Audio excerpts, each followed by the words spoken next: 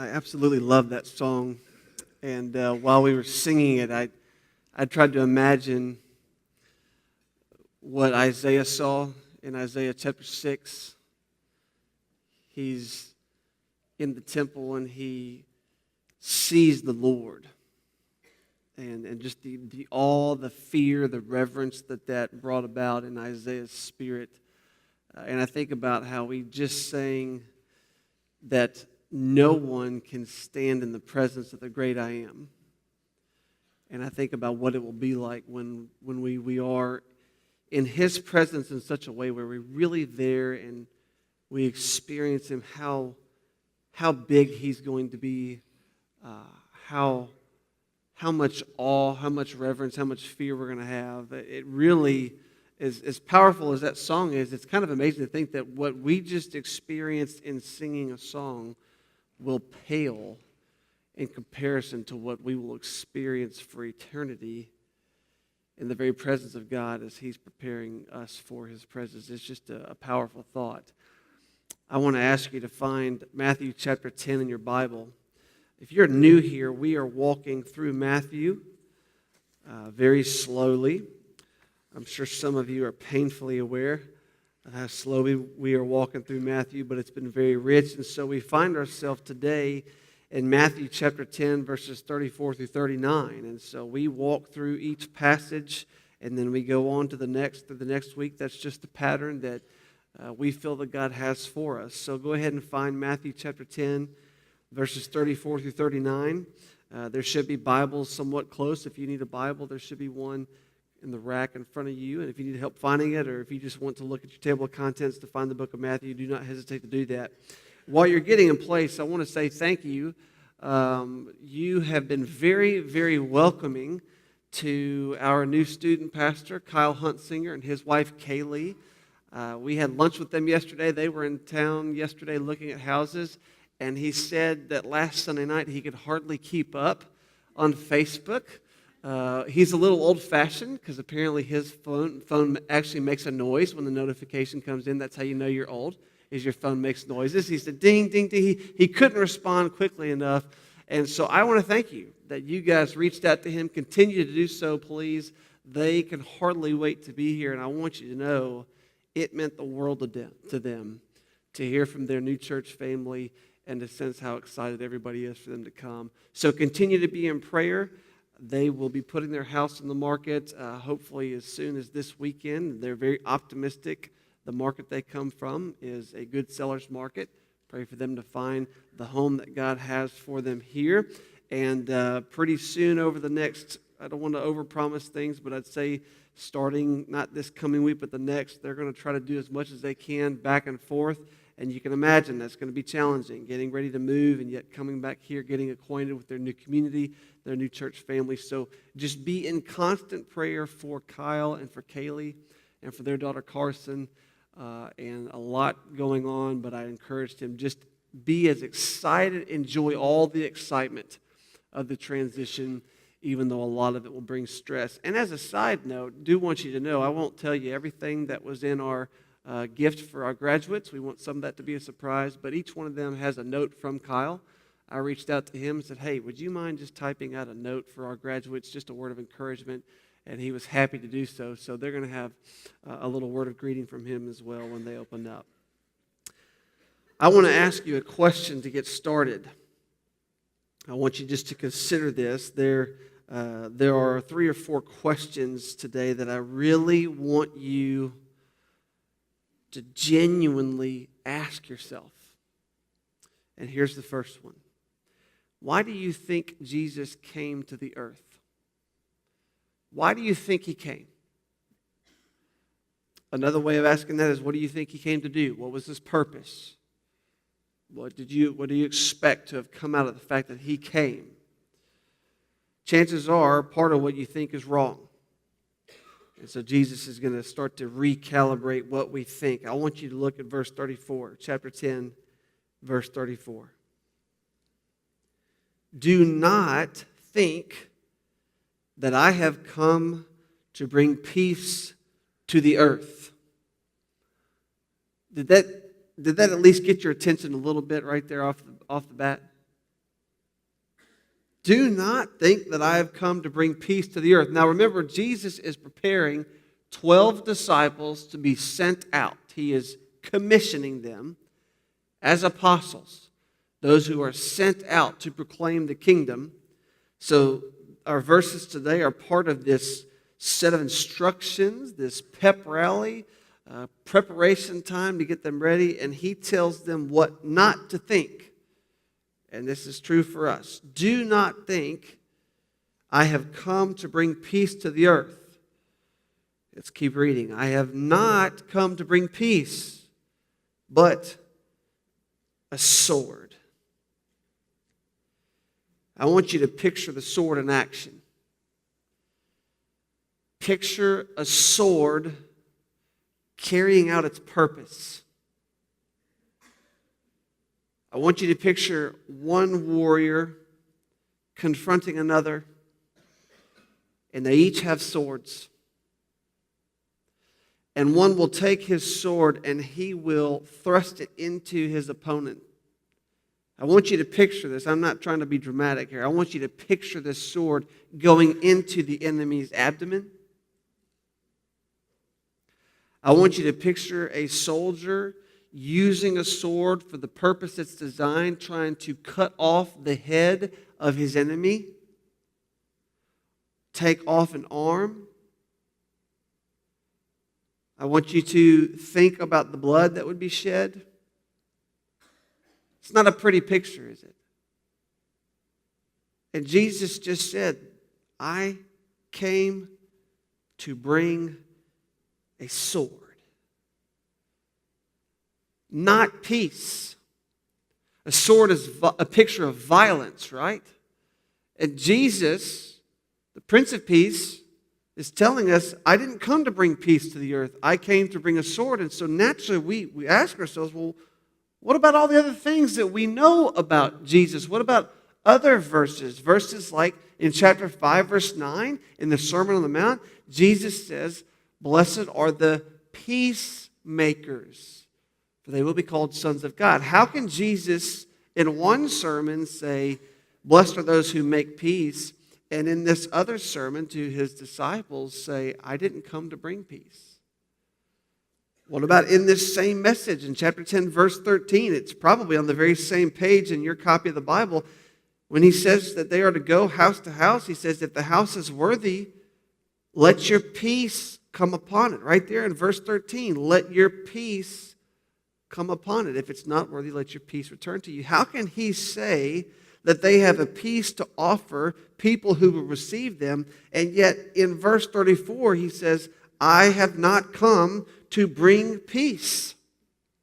I couldn't help but think of Luke 2:14, where the baby Jesus, there he is, he's born, and a crowd of angels comes, and they sing peace on earth to men because of the very arrival of King Jesus. What about all these verses?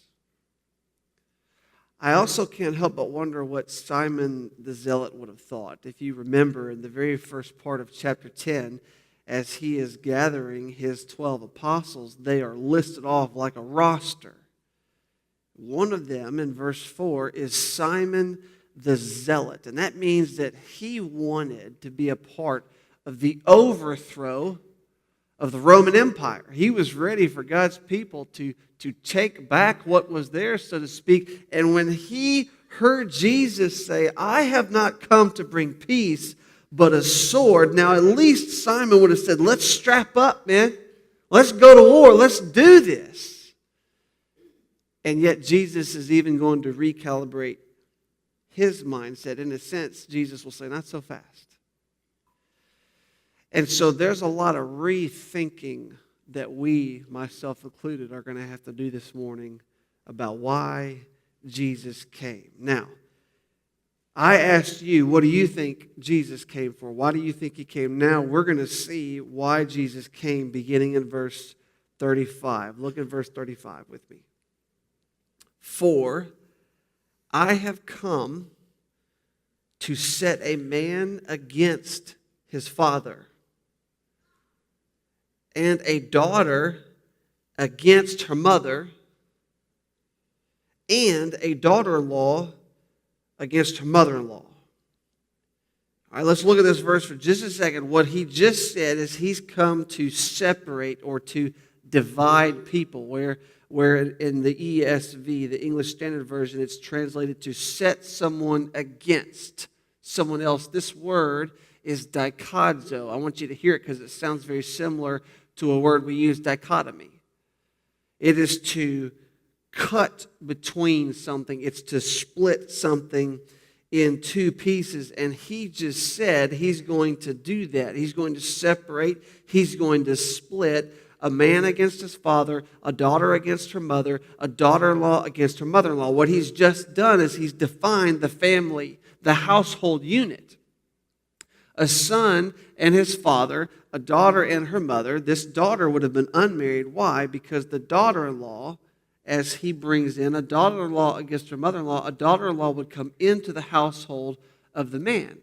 And so what we see is he's putting the parameters of the family up in a nice little package in verse 35. And he's saying, I have come with the idea of the sword in mind to set these people against one another. The son against the father, mother against the daughter-in-law against the mother-in-law. He has come to separate them.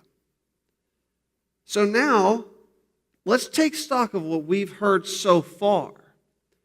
I did not come to bring peace. I came to bring a sword, and I have come to separate the family.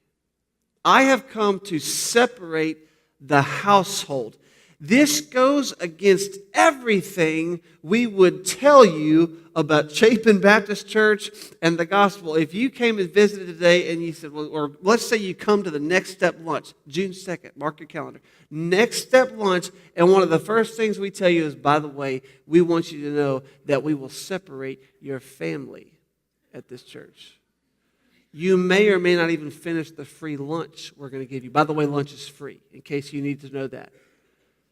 Separate. Jesus came to separate the family. What about everything else we know of how God designed the family, cherishes the family, wants the family to be healthy? And on top of that, what about this? I want you to listen to how the Old Testament ends. Malachi chapter 4. Listen to, this is part of the very last verse of the Old Testament. This is Malachi chapter 4, verse 6, where God is promising that he's going to send Elijah. A greater Elijah is coming. And in Malachi 4, 6, it says that he will turn the hearts of fathers to their children and the hearts of children to their fathers. They're coming together. The Old Testament ends with this promise of parents and children being brought back together. And here we have Jesus saying, I am coming to separate them, to divide them violently with a sword. If I could just say it with all the, dignity, what in the world is he talking about? It helps to know this. He is quoting from Micah chapter 7, verse 6. In the book of Micah, the prophet, by the name of Micah, he's basically lamenting. Things have gone wrong. God's people are not following God's ways. Basically, no one is doing the right thing. And Micah paints this picture. Micah 7, verse 6. For the son treats the father with contempt. The daughter rises up against her mother. The daughter-in-law against her mother-in-law. A man's enemies are the men of his own house. Now in our passage, look at verse 36. Look at what Jesus went on to say. And a person's enemies will be those of his own household. What do you think Jesus is accomplishing here? One of the things I did is I read through Micah, just trying to see what light can be shed as you read through that entire book to kind of get the context of the verses that Jesus is quoting. And I'm going to suggest something. I can't say this with a complete certainty, but I came across chapter 3, verse 5, And in that verse, Micah is proclaiming against the prophets of that day.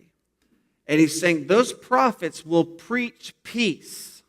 Okay, Jesus says, I've come not to bring peace. Now, in the book of Micah, prophets are preaching peace, but they're only preaching peace when they are happy. When it says when they are full and satisfied. In other words, when life is going well, then they'll talk about peace. But when things are not going well, they're going to talk about war. So perhaps we have a hint that when Jesus said, I didn't come to bring peace, and then he quoted Micah chapter 7, verse 6, where this deplorable picture of family strife, he's giving us a context from which the people are being led by preachers who are talking about a false sense of peace, where it's only when things are going right the way you want them. It's only when you feel full and satisfied where you can talk about peace. And Jesus is saying, I didn't come to bring that kind of peace. And so in a way that only Jesus could do, he speaks to his disciples in such a like this beautiful, confrontational, and gracious mix. He says, I didn't come to bring peace. I came to bring a sword.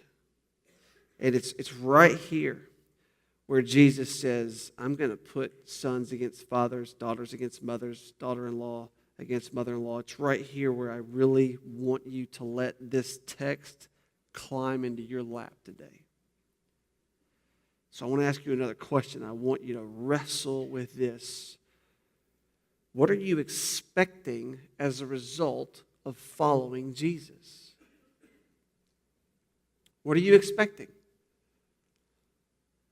For those of you, most of you have began following Christ. You are a disciple. What is it that you're expecting out of that? For those of you who are not Christians, what do you expect? What would you expect if you began today following Jesus? And just in case there's any confusion, we want you to follow Jesus. You're going to be encouraged to give your life over to Jesus this morning, but we want to do so in a way where you know, in a sense, what to expect. And it's going to sound possibly very different than what you've heard before. It's going to sound different than what every one of us in our own nature. It goes against every current, every grain of our own nature to hear what Jesus is about to say. So I want you to be thinking about what you expect out of following Jesus. Like the prophets, do you expect just to be full and satisfied, for things to be going well? If that's what you expect, you're going to realize in a few moments that you're wrong. I can't help but think of what we've said to people when we're trying to tell them the gospel, when trying to tell them about Jesus, when we're encouraging people to consider following Christ, to become a disciple. What kind of expectations do we give them by the things that we say? Do we tell them things will go well for you if you follow Jesus? After all, He's the Prince of Peace. If we give that message, we're giving off the wrong message. Jesus is about to show us what to expect. Following Jesus will take you in a direction that is very different than the direction that many people you care about will want to go. I want to say that again. I know that's a long sentence. I want to say it again. Following Jesus will take you in a direction that is very different than the direction that many people you care about will want to go.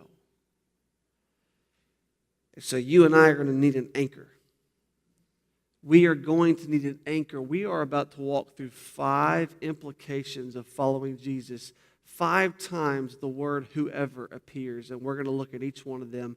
And I'm telling you, we're going to need an anchor for our souls as we consider them. And I want to give you the anchor.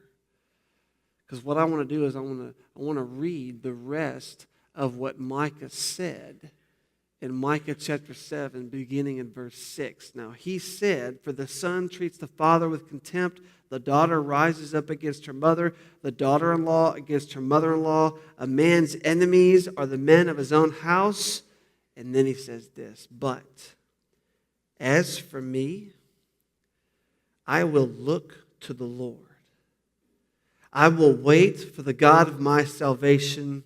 My God will hear me. And with what we're about to walk through, you're going to need to anchor yourselves in the Lord, in the salvation that is only offered to us by the Lord Himself. This is going to be an anchor for your soul. So let's start walking through these. These are from verses 37 through 39. Let me read these verses, then we're going to start walking back through them. These verses are, this is basically the inference, the implication of what Jesus has just said. I didn't come to bring peace. I came to bring a sword because I'm going to separate the family unit against one another. Therefore, verse 37, whoever loves father or mother more than me is not worthy of me. And whoever loves son or daughter more than me is not worthy of me. And whoever does not take his cross and follow me is not worthy of me. Whoever finds his life will lose it. And whoever loses his life for my sake will find it. 5 times. 5 whoever's. Number 1, let's look at them. Whoever loves father or mother more than Jesus is not worthy of Jesus. In Luke 14, the way he puts it is, he says, you cannot be my disciple. That's what he means. When he says you're not worthy of me, that means if you love your father or your mother more than me, then you cannot be my disciple. I remember as a kid, just thinking of how impossible it would be to ever think that anyone could ever be more important than my mom or my dad. They were the most important people in my life by far. I grew up in a very loving household, a wonderful mom, a wonderful dad. They loved the Lord. They loved one another.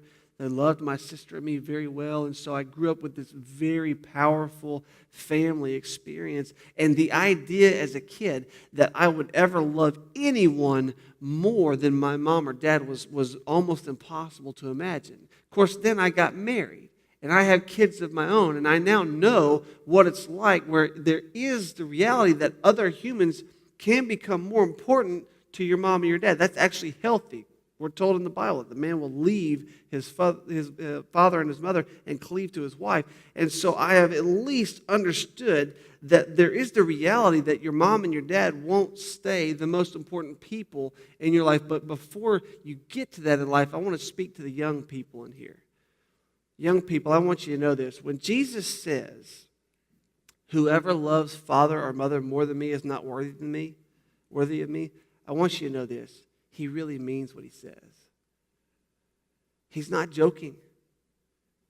He's not even exaggerating.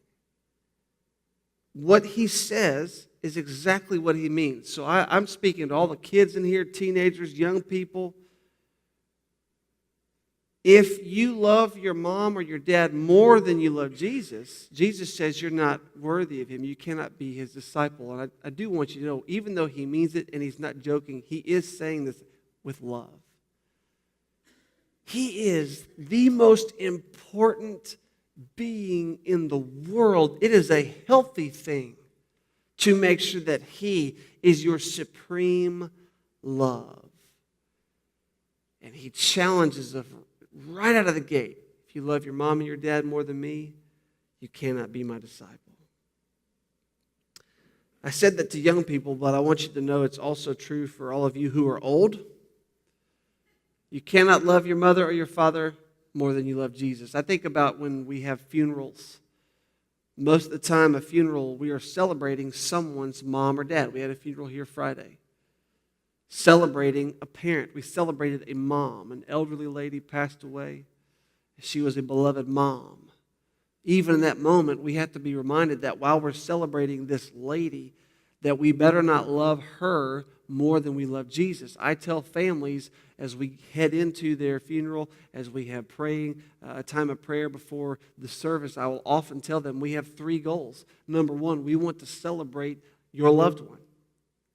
Number 2, we want to encourage you as a family. But number 3, and most importantly, we want to glorify the name of Jesus Christ.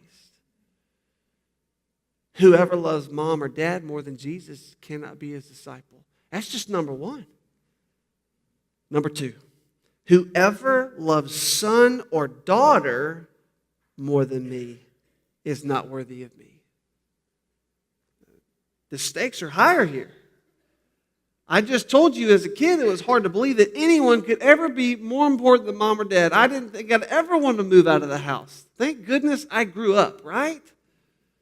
But now I have a wife and two precious kids. And Jesus just told me that if I love Noah or Lily Claire more than Jesus, I'm not worthy of him.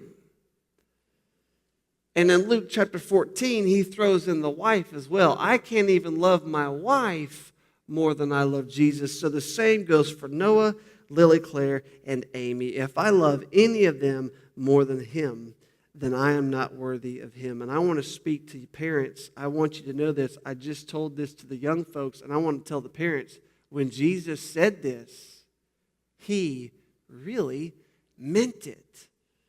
He was not joking, and he was not exaggerating.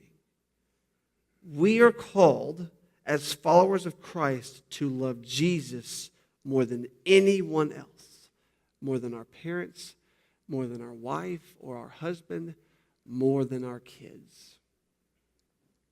We were watching a show the other night. It's a murder mystery documentary type show, and in this particular episode, they were covering a story where a teenage girl went missing.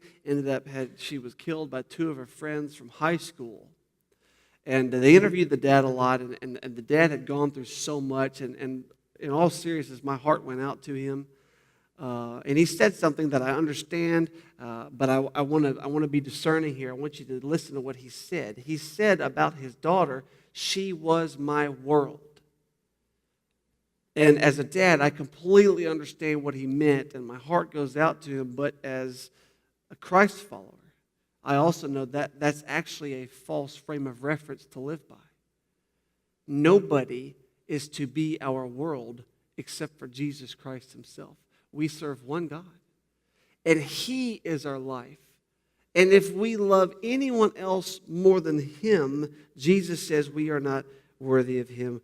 We have to let these truths climb up into our laps this morning and confront us. God is gracious to confront us with these verses today. Number 3, whoever does not take his cross and follow me is not worthy of me. That's verse 38. Whoever does not take his cross and follow me is not worthy of me. It's important to realize here, this is the very first time the cross is mentioned. I want you to take note of this. We are so familiar with the story of the cross, right? We've got them up in our building, and we know the cross. We know that when Jesus mentions the cross, we know Jesus is going to the cross. But I want you to think about this. In the moment, the disciples didn't know that. All of a sudden, just imagine being them. They don't know about the crucifixion and resurrection yet. All of a sudden, Jesus says, if you do not take your cross and follow me, you're not worthy of me. They knew what a cross was. They knew that the cross was the Roman instrument of torture and death for those who they claimed were acting against their kingdom. They had seen people crucified. Crucifixion was a very public thing. It was actually a very prominent thing. Many, many people in history have been crucified. And here Jesus is telling them, if you do not take your cross and follow me, you're not worthy of me. It's the very first moment where they would have had to begin processing, what did he just say?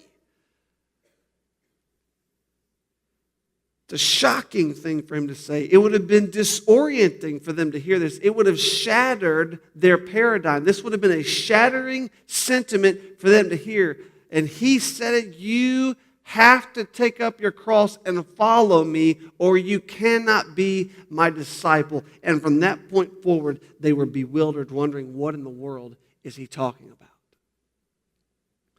He basically said this, you must follow me to your death. And that's what I was saying to you. If If you want to follow Christ, he's saying you have to follow him to your death. Number 4, whoever finds his life will lose it. Many of us, if not every one of us in certain ways, we are being fooled by Satan. We have an enemy who wants to give us a picture of what life is all about. And if we follow that picture that the devil creates for us, where we think about what makes the good life, right? What is it that life, this is living. This is what life's all about. And it's going to be a certain measure of success and accomplishment and popularity. It's going to have a certain level of finances along with it. And you've got this picture of what the good life is all about. And what Jesus is basically saying is, if that's what you're pursuing, if you find that life, you've lost life. You've actually lost it. And we're being fooled, myself included, we are being fooled left and right into pursuing the idea of life that isn't life at all. And Jesus says that whoever finds that life as Satan would define it, life as a fallen world would define it, he says, you've lost life. You've lost it. You've forfeited it. And then he gives the alternative, number 5, but whoever loses his life for my sake will find it. Whoever loses that definition of life for my sake, because you follow me, because you're following my plans and my purpose, if you lose life as the world would define it, then you've actually found life. He just completely reorients what life is all about. We must lose life here and now in order to gain real life. So I want you to think of it in 2 ways. Jesus is calling you to follow him to your death in such a way that you will lose your life for his sake. And in one sense, it is a metaphorical way of putting it. Every day we are called to take up our cross and follow him. In other words, we are supposed to every day sacrifice our own agenda, lay down our own selfish, self-centered pursuits, and we are supposed to follow Jesus. That is a way of losing our life. And he's saying, if you lose your life for my sake, you will find it. A metaphorical way. And he's calling you to do that in all sorts of ways right now. But we have to realize he's also saying you might literally lose your life. Whoever loses his life for my sake, that might be literally losing your life. I'm not doing my job well as a shepherd if I'm not reminding you from time to time that we may have to lose our life as Christ followers. I'm not predicting anything. We have to think about this. But what does he say? Whoever loses his life for my sake will find it. And we know this. We know that we have a promise of heaven that we look forward to. You talk about an anchor. It anchors us, and no matter what we're going through here, if we're going through it for Jesus' sake, we have life promised for us beyond imagination that will outweigh all of the accumulation of suffering and trial and pain that this world throws our way, and we will be in his glory forever. Whoever loses his life for Jesus' sake will find it, and it's going to be really, really good. But I don't want you to make a mistake. I don't want you to mistakenly think that's the only part of the promise. No, when Jesus says, whoever loses his life for my sake will find it, he is implying all the glories of eternity with him, but I also want you to know he also means right here and right now. So as you're wrestling right now, many of you probably wrestling with whether or not you really want to live, quote unquote, your life for Jesus' sake. He says, if you die to yourself, I'm going to give you life. I want you to know he's going to give you life here and now. And it's good. It is so good.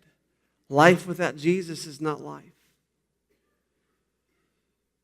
But life with Jesus, it takes the death of the self, but it gives the very life of Christ, and it begins now. We are Christ's followers who are living eternity now. When we have funerals, we're often reminded that death is merely like sleep. It's like a nap. Why? Because we have eternity to look forward to. So Jesus is calling you to love Him more than anyone else, and He's calling you to love Him more than you love life itself, and then He's promising to give you real, abundant, and eternal life in Him. I want to close by reading from Galatians chapter 2, verse 20. You may want to turn there just to read along with me. Galatians chapter 2, verse 20. And as you're finding that, I want to remind you of something. That when Jesus calls us to give our lives for His sake, He is not calling us to do something He's not willing to do Himself. He's the right kind of leader. The leader that's doing his job will ask his people to do what He's also willing to do. And when Jesus says that unless you lose your life for my sake, unless you take up your cross and follow me, you're not worthy of me, He is calling you to do something that He was also willing to do. So yes, He wants you to lose your life for His sake, but remember, He gave His life for your sake. And He got up on a very real cross. And He died in your place. And He did it for you. And He did it for the glory of God. So when we invite people to come to Christ, and yet when we tell you based on these verses that He wants your entire life, He wants to be the most important thing in it, He wants you to die to self, He is inviting you into the most powerful, glorious relationship, and He secured it by giving His life for you. And so I want you to read what Paul was able to say in Galatians 2, verse 20.